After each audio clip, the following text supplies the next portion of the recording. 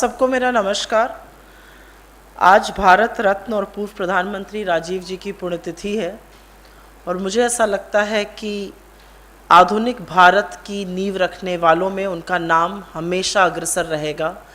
चाहे वो युवा शक्ति को वोट का अधिकार देना हो, एक युवा भारत का सपना देना हो और लोकतंत्र को मूलभूत जड़ों तक पहुंचाना हो, पंचायती राज के द्वारा महिलाओं को अधिकार देना हो, ये सारे काम राजीव जी ने किए। और सूचना और टेलीकॉम की जिस क्रांति का आज देश दंभ भरता है, उसके अग्रज, उसके अग्रसर रहने वाले राजीव जी ही थे। एक कृतज्ञ राष्ट्र आज उनका नमन करता है। एक बहुत अहम मुद्दा है जिसको लेकर आज हम आपके बीच में आए हैं, क्योंकि जब भी आप भाजपा से कोई भी सवाल पूछिए, चाहे वो महंगाई हो, चाहे वो बेरोजगारी हो, चाहे वो राजस्व के बारे में, कोई भी सवाल पूछ लीजिए आप, उनका एक ही जवाब होता है, हमने तो फ्री में जी राशन बांटा है। मानो ऐसे बोलते हैं कि अपने घर से बोरों में भर के लाइए, देश का ही पैदा किया हुआ अनाज है, देश के किसानों का पैदा किया हुआ अनाज था जो आपातकाल के दौरान, कोरोना की महामारी के दौरान उन्होंने बांटा। लेकिन अब भाजपा, और ये किसी भी मुद्दे पर उनसे आप बात कर लीजिए, ये जवाब जरूर आता है, हमने तो जी 84 करोड़ लोगों को, 86 करोड़ लोगों को मुफ्त का अनाज बांटा है। लेकिन अब भाजपा का असली चाल, चरित्र और चेहरा एक बार फिर से लोगों के सामने आ गया है, क्योंकि खुद भाजपा के प्रवक्ता, उनकी ट्रोल आर्मी, उनके मंत्री, उनके मुख्यमंत्री और स्वयं प्रधानमंत्री जी भी एक मौका नहीं चूकते हैं एहसान लादने पर देश के ऊपर कि कैसे उन्होंने मुफ्त राशन बांटा कोरोना के दौरान। लेकिन अब असलियत यह है कि 2 जून की जो रोटी गरीब आदमी को नसीब हो रही थी, चुनाव खत्म हो गए और उसकी थाली पर प्रहार होने जा रहा है, उसके पेट पर लात मारने की पूरी तरह से तैयारी होने जा रही है। हम लोग अभी आपके साथ साझा भी करेंगे वो सारे डॉक्यूमेंट्स जिसके आधार पर हम ये प्रेस कॉन्फ्रेंस कर रहे हैं। उत्तर प्रदेश सरकार और शासन के कुछ दस्तावेज हैं और इनमें से कुछ जिला आपूर्ति अधिकारियों ने जारी किए हैं, कुछ जिला अधिकारियों ने जारी किए हैं। इसमें से बांदा है, कन्नौज है, गोंडा है, महाराजगंज है, गोरखपुर है, लखनऊ है, तमामों हैं। जो जो हमें मिलता गया हमने आपके साथ अभी साझा करेंगे। ये जो जारी किया गया, इसमें साफ तौर से कहा गया है कि राशन कार्ड के कुछ अपात्र लोग हैं और वो तुरंत राशन कार्ड जमा कर दें। और वो अपात्र लोग कौन हैं? जिनकी खुद की जमीन ना हो, पक्का मकान ना हो, भैंस, बैल, ट्रैक्टर, ट्रॉली ना हो, मोटरसाइकिल ना हो, वो मुर्गा या मछली का जीविकोपार्जन न करते हो, आजीविका का कोई और साधन ना हो। अगर ऐसे लोगों के पास राशन कार्ड है तो वो तुरंत सरकार के पास उसको जमा कर दें, और अगर जमा नहीं करेंगे तो सरकार वसूली करेगी। और अभी हम आपको विस्तृत तरीके से बताते हैं क्यों और कैसे वसूली करेगी सरकार एक पर्टिकुलर दाम पर गेहूं और चावल की। और अगर आपने वो भी नहीं किया तो आपकी संपत्ति की कुर्की की जाएगी। मतलब भाजपा की सरकार में, केंद्र और उत्तर प्रदेश की तथाकथित डबल इंजन की सरकार में, गरीब को और गरीब बनाकर कैसे रखना है, यही सारा मामला है। चुनाव खत्म, बड़े बड़े दावे खत्म, हर झोले पर छपकर प्रधानमंत्री और योगी जी की तस्वीरें आती थी, वो खत्म। अब गरीब का निवाला छीना जाएगा, गरीब के मुंह से कौर छीना जाएगा। दिक्कत सिर्फ ये नहीं है कि फर्जी राशन कार्ड को लेकर, तथाकथित फर्जी राशन कार्ड को लेकर सरकार का ये रवैया है। अब आप निर्ममता और क्रूरता देखिए इस सरकार की। इस देश में 84% लोगों की आय कम हो गई है। इस देश में बेरोजगारी 8% के पार है। नौकरियां चली गई, महंगाई से आप लोगों की कमर तोड़ ही रहे हैं। और अब आपने ये निर्णय लिया है कि राशन कार्ड वापस होंगे। और अगर आपने वापस नहीं किया तो ध्यान से सुनिएगा, 24 रुपए किलो पर आपसे गेहूं की वसूली होगी। और ये वो अनाज है जो आपको कोरोना काल के दौरान दिया गया था, तो ये रिट्रोस्पेक्टिव वसूली होगी। 24 रुपए प्रति किलो गेहूं की और 32 रुपए प्रति किलो के हिसाब से चावल की वसूली होगी। यही नहीं रुकती है क्रूरता और निर्ममता। नमक, तेल, दाल, मटर जो पिछले कुछ महीनों में दी गई लुभाने के लिए चुनाव के दौरान, उसकी वसूली मार्केट रेट पर होगी।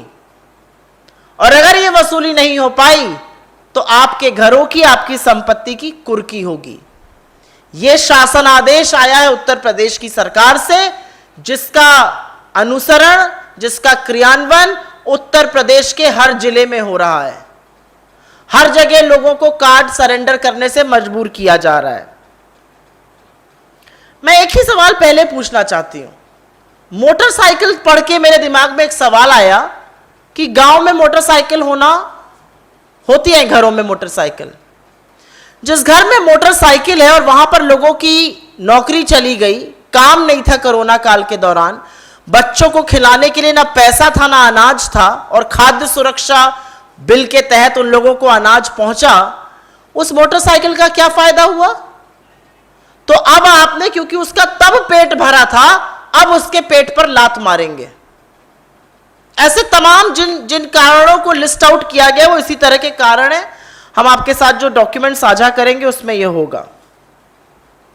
एक और बड़ा सवाल है, और यह बहुत अहम सवाल है, कि कुर्की की धमकी देकर, वसूली का डर दिखाकर तो चलिए आप राशन कार्ड जब्त करा लीजिएगा, लेकिन अगर ये तथाकथित राशन कार्ड अपात्रों के पास पहुंचे थे तो उन अधिकारियों का क्या होगा जिन्होंने इसको जारी किया था?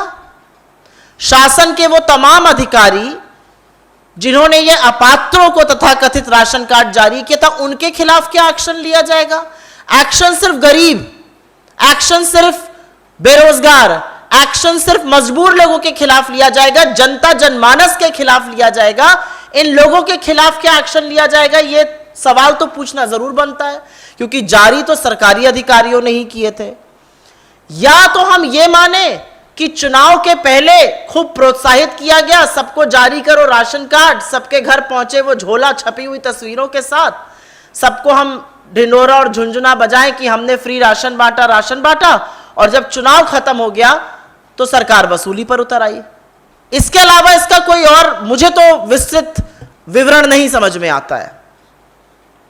एक बात और बहुत जरूरी है, 2013 का जो खाद्य सुरक्षा कानून है वो ये साफ तौर से अंकित करता है कि किस राज्य में कितने लोगों को ग्रामीण और शहरी क्षेत्रों में कवर करना होगा खाद्य सुरक्षा से।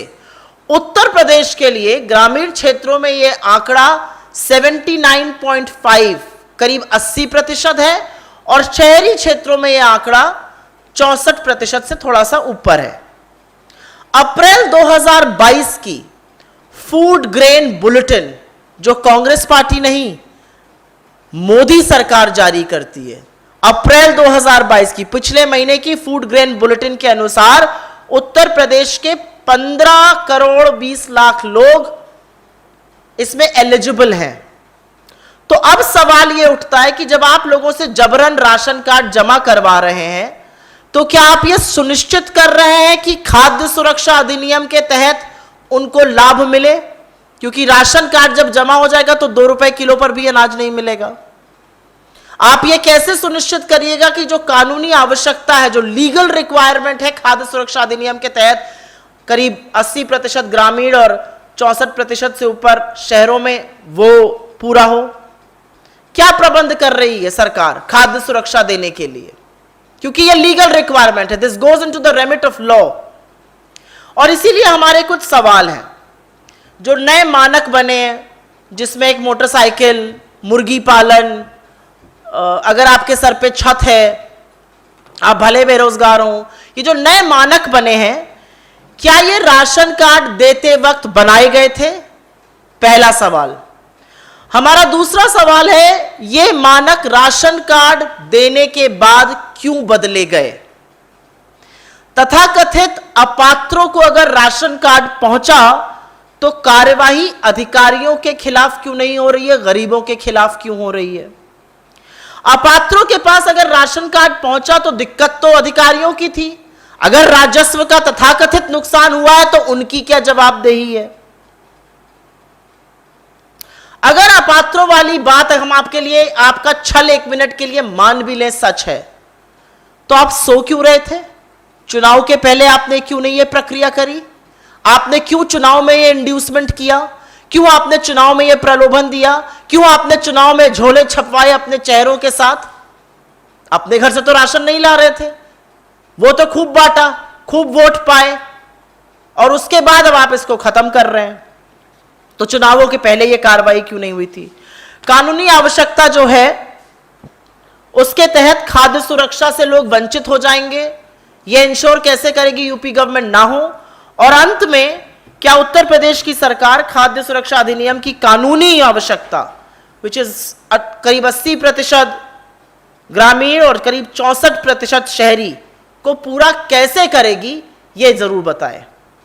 हम अंत में सिर्फ यही कहते हैं कि क्या जनहितकारी योजनाएं भी अब चुनाव का समय देखकर बनेंगी?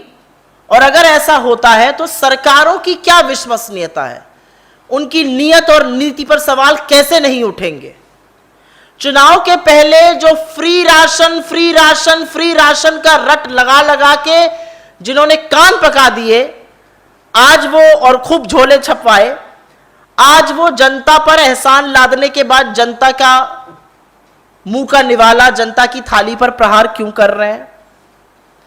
और क्या यह माना जाए कि लोगों का पेट भारतीय जनता पार्टी सिर्फ वोट के लिए भर रही थी, और अब जब वोट का काम पूरा हो गया है तो लोगों को भुखमरी से जूझने के लिए छोड़ दिया जाएगा? ये कुछ ऐसे सवाल हैं जो मुझे लगता है कि भारतीय जनता पार्टी को, उत्तर प्रदेश की सरकार को, केंद्र की मोदी सरकार को जरूर इनका जवाब देना चाहिए। क्योंकि अगर इनका जवाब नहीं आता है तो सरकार का कोई नैतिक हक नहीं है अगली बार मुंह खोलकर यह बोलने का कि हमने फला लोगों को फला राशन बांटा। I will make a very brief summary in English on this. Once elections are over in Uttar Pradesh, and this is a very important issue, the real face, the true colors of the BJP are visible. And it is visible because this is the same government that kept incessantly talking about free ration to people in Uttar Pradesh and elsewhere in the country. You ask them on economy, you ask them on finances, you ask them on interest rates, you ask them on joblessness, you ask them on anything. The only answer that they quoted was, we gave free ration. Yes, you did. You weren't giving free ration from the BJP's coffers, you were giving free ration which the farmers in this country produced, and that was at the disposal of this country because of the Food Security Act. But today, Uttar Pradesh government has taken a decision that there are people who are ineligible, quote unquote ineligible for ration cards and are enjoying these benefits, and they need to return their ration cards. And we will share these documents with you. District magistrates and supply officers have issued various guidelines, and some of those guidelines are ridiculous because it says if you own a motorcycle, or if you are doing poultry, or if you indulge in fishery, or if you have no other source of income, you cannot have a ration card. I mean, the only question that comes to my mind is, in the middle of the pandemic, when people were losing their jobs, when they had no incomes, they may have had a motorcycle. But what use of that was that motorcycle? That motorcycle wasn't feeding them. But the callousness and the brazen attitude of the government doesn't just end there. The government then categorically goes on to say that if you do not submit your ration cards, you will be penalized. And retrospectively, at the price of 24 rupees per kg for wheat and 32 rupees per kg for rice, money will be taken back from you. It will be coerced back from you.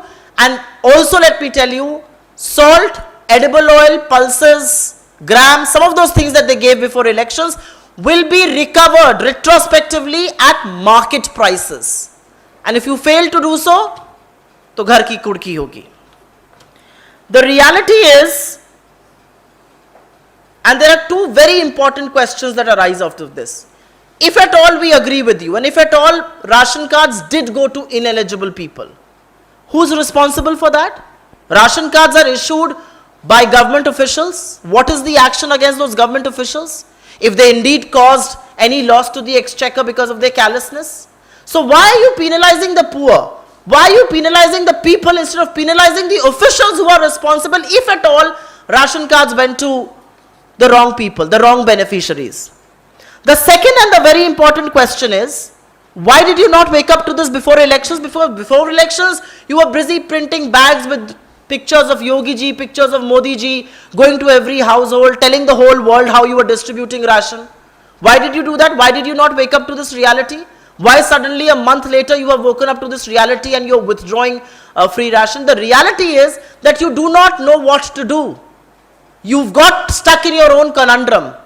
And I will make a very important submission here, which is that the Food Security Act of 2013 categorically specifies who will be the beneficiaries in which state. They leave it to the states to identify the norms for beneficiaries, but the percentage of beneficiaries is identified by the Food Security Act 2013, and according to the Food Grain Bulletin issued by the Government of India in April 2022, just last year, in UP 79.5% people in the rural areas qualify for be covered by the Food Security Act, and in the urban areas, over 64% people qualify to be beneficiaries of this Food Security Act. So if you are going to get people to submit their ration cards, how will you ensure that this number stays? How are you going to ensure that people are adequately covered by the Food Security Act? Because we are now going into the legal pitfalls of this. So we've got 6 pointed questions. Question number 1, what was the criteria when ration cards were being issued in Uttar Pradesh? Why has that criteria been changed retrospectively? If at all ration cards did go to the wrong beneficiaries, what sort of action is being taken against officials, and why are you taking action against poor people, and that too retrospectively? And if at all ration cards did go to ineligible people, how are the officials responsible for whatever loss to exchequer may have been caused? And more importantly, under the Food Security Act, how will the Uttar Pradesh government ensure that adequate people within the legal remits are covered by the Food Security Act? Because quite frankly, it raises the moot question and the moot point that we want to leave you with, which is that should governments be making policies, should welfare schemes be made in this country and will be made in this country, keeping elections in mind? And once elections are over, damn the people, let's move on. And that's exactly what is happening here. When elections were not happening, you were willing to distribute free ration to anybody, whether they were eligible, ineligible, wrongly eligible, I don't care. But once elections are over, you are actually attacking the poor at a time when 84% people have reported loss of income, unemployment levels are at over 8%, and this country is seeing unprecedented price rise. We will only urge the Modi government and the Yogi government to rethink, to stand by our people and to ensure that not a single Indian goes to bed hungry.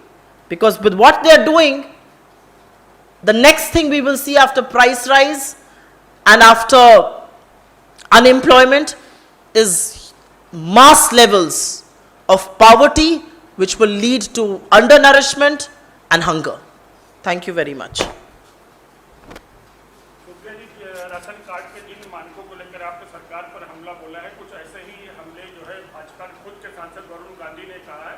Varun Gandhi ने कहा कि अगर सरकार को ऐसे मानक सिर्फ चुनाव के बाद याद आएंगे तो सरकारें अपनी विस्तृत खो देंगी और सरकार को सिर्फ चुनाव में जनता की याद आएगी। चलिए, मेरी नहीं तो अपने सांसद की ही सुन लें। और ये सवाल सिर्फ उन्हीं के मन में नहीं आया है, ये सवाल हर उस हिंदुस्तानी के मन में आएगा जो ये चिंता करता है कि लोग भूख से, गरीबी से, गुर्बत से मरे नहीं।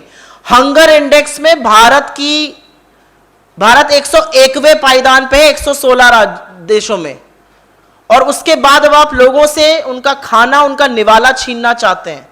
अर्थव्यवस्था ठीक होती, समृद्धि रहती, संपन्नता रहती, तो शायद आप ये रिव्यू कर भी सकते थे। ये राशन कार्ड आपने बांटे हैं, इस राशन कार्ड के बूथे पर आपने वोट लिए, इस राशन कार्ड का भद्दा ढिंडोरा पीट पीट कर एहसान लोगों पर आपने लादा, और अब बजाय अपने अधिकारियों को दंडित करिए, बजाय आप तरीके ढूंढिए कि कैसे ये खाद्य सुरक्षा बनी रहे, आप इसी को खत्म करना चाहते हैं। ये सच है कि जब कोरोना की महामारी आई थी, इस देश में दो ही चीजों ने संजीवनी का काम किया था। एक खाद्य सुरक्षा बिल था और दूसरा मनरेगा था, और दोनों पर ही भाजपा के नेताओं ने और प्रधानमंत्री ने पहले क्या टिप्पणियां करी हैं, यह सार्वजनिक रूप से अवेलेबल है, मुझे रिपीट करने की जरूरत नहीं है। लेकिन यह सच है कि गरीब की थाली पर ठोकर मांगने का काम जो भारतीय जनता पार्टी की सरकार कर रही है वो सर्वथा गलत है, पाप है। ये राशन कार्ड के लिए घर की कुर्सी जब्ती करना, इसको आप कितना न्याय संगत मानती हैं, और क्या ऐसा हो सकता है कि जो लोग राशन कार्ड के बहुत सारे लोग हैं जो इसका गलत उपयोग करते हैं, तो सरकार इसके लिए मुझे ऐसा लगता है अगर कोई गलत उपयोग कर रहा है तो उसके खिलाफ कार्रवाई होनी चाहिए, लेकिन डराकर धमकाकर क्या धमकियां दी जा रही हैं। अगर आपने राशन कार्ड जमा नहीं किया आपकी संपत्ति की कुर्की होगी, अगर आपने राशन कार्ड जमा नहीं किया तो वसूली होगी, और वसूली कैसे होगी? रिट्रोस्पेक्टिवली। जो राशन आपको मिल चुका है उसकी वसूली होगी। 24 रुपए प्रति किलो गेहूं, 32 रुपए प्रति किलो चावल, दाल, तेल और नमक की वसूली मार्केट रेट पर होगी। तो सबसे पहले तो यही गलत है, रिट्रोस्पेक्टिव वसूली कैसे करती है। और क्या ये मानक थे जब राशन कार्ड दिया गया था? ये मानक कैसे बदले? और मानक क्या है? आपके सर पर अगर छत है तो आपको राशन नहीं मिलेगा। हो सकता है मेरे सर के ऊपर छत हो लेकिन मेरी कोई आय नहीं हो, मेरी कोई मजबूरियां हो, मेरी कोई नौकरी नहीं हो, और इसलिए मुझे राशन कार्ड पे फ्री का अनाज चाहिए, सस्ता अनाज चाहिए। मोटरसाइकिल है तो आपको नहीं मिलेगा। गांव में कितने घरों में मोटरसाइकिल होती है? उन घरों के लोगों से जाके पूछिए आय कैसे छिन गई है, रोजगार कैसे नष्ट हो गए। 2 जून की रोटी खाना मुश्किल है, लोग चावल उबालकर खाने को मजबूर हैं, और आप उनसे उनकी आय और नौकरी तो आपने छीन ही ली है। अब आप उनकी थाली में जो रखा थोड़ा बहुत खाना था वो भी छीन लीजिए। तो ये सर्वथा गलत है, ये कहीं किसी तरह से न्याय संगत नहीं है। ये सिर्फ एक दम्भी, अहंकारी, क्रूर सरकार कर सकती है जो वोट की राजनीति, वोट के लिए तो आपने बड़ा छपवाए थे झोले, अब वो झोले कहां गए? अगर इस पे कोई और सवाल हो तो ठीक है, otherwise we can take another question. Madhya Pradesh के नीमच में भवन लाल जैन नाम के बुजुर्ग की यादगार पीट हत्या की गई। भाजपा के पूर्व पार्षद के पति ने उसे कहा तेरा नाम मोहम्मद है, तेरा नाम क्या है, जल्दी तो अपना नाम बता, अपना आधार कार्ड दिखा। जब नहीं दिखा पाया तो उसको इस कदर उसकी पिटाई की गई, उसकी भवन लाल जैन की मृत्यु हो गई। मेरे सुनने में आया था कि कल प्रधानमंत्री जी ने कहीं पर कुछ बोला था कि देश में किस तरह की भाषा का उपयोग होना चाहिए, प्रेम और सौहार्द की भाषा होनी चाहिए, बंटवारे की नहीं होनी चाहिए। मुझे ऐसा लगता है दुनिया में ज्ञान बांटने के जगह अगर प्रधानमंत्री अपनी पार्टी के विषाक्त लोगों से थोड़ा ज्ञान साझा करें, थोड़ी अपनी मौन और चुप्पी तोड़ें जब धर्म और जाति के नाम पर लोगों को पीटा जाता है, नरसंहार होता है, तो शायद देश में ये सारी चीजें होनी कम हो जाएंगी। और मैं बार बार ये बात कहती हूं कि ये जो सांप्रदायिकता की आग लगा रही है भाजपा, ये पूरी बस्ती में लगेगी, घर किसी का नहीं बचेगा। तो आज जैन जी की हत्या करी गई है, कल किसी और की करी जाएगी, पर इस नफरत को कहीं तो थमना होगा, क्योंकि नफरत किसी चीज का समाधान नहीं है, नफरत से कोई बच नहीं सकता है। डन हो गया।